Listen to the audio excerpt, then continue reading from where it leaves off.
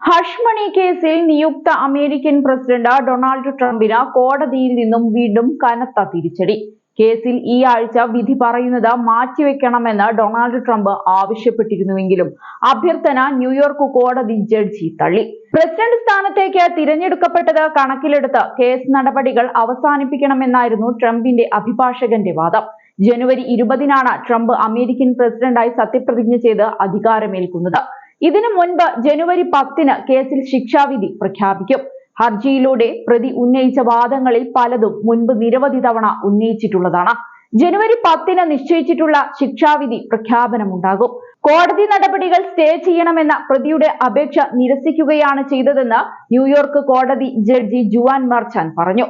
ചുമത്തിയ കുറ്റങ്ങൾ പ്രകാരം 4 വർഷം വരെ ജയിൽ ശിക്ഷ ലഭിക്കാമെങ്കിലും മുൻ പ്രസിഡന്റും ഭാവി പ്രസിഡന്റുമായ ട്രംപിന് ജയിൽ ശിക്ഷ വിധിക്കാൻ താൽപര്യമില്ലെന്ന നിലപാടിലാണ് കോടതി ഇപ്പോൾ.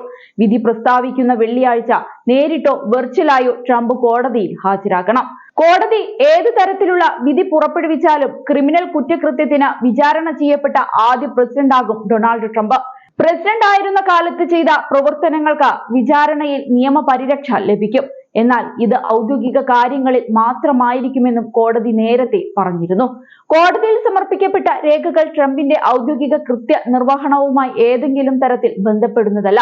ബിസിനസ് രേഖകൾ വ്യാജമായി നിർമ്മിച്ചെന്ന കേസിലെ നടപടികൾ ട്രംപിന് പ്രസിഡന്റ് പദം ഏറ്റെടുക്കുന്നതിലോ ഭരണം നടത്തുന്നതിലോ ഒരു തടസ്സവും സൃഷ്ടിക്കില്ലെന്നും കോടതി പറഞ്ഞിട്ടുണ്ട്. 2016-ലെ പ്രസിഡന്റ് തിരഞ്ഞെടുപ്പിന് മുൻപ് മുതിർന്ന ചലച്ചിത്ര നടി സ്റ്റോമി ഡാനിയൽസിന് ട്രംപ് $130,000 നൽകിയിരുന്നു. ഇത് മറച്ചുവെക്കാൻ വ്യാജരേഖ സൃഷ്ടിച്ചെന്നതാണ് ട്രംപിനെതിരെയുള്ള കേസ്. പണം അഭിഭാഷകന് നൽകിയതാണെന്ന് വരുത്താനായിരുന്നു വ്യാജരേഖകൾ സൃഷ്ടിച്ചത്. ആരോപിക്കപ്പെട്ട 34 സംഭവങ്ങളിലും ട്രംപ് കുറ്റക്കാരനായിരുന്നുവെന്നാണ് കോടതി വിധി.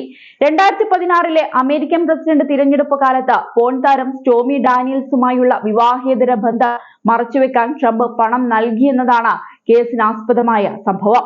പണമിടപാടുമായി ബന്ധപ്പെട്ട ബിസിനസ് രേഖകളിൽ കൃത്രിമത്വം കാട്ടിയതടക്കം ട്രംപിനെതിരെ 34 കുറ്റങ്ങളാണ് കോടതി ചുമത്തിയിരിക്കുന്നത്.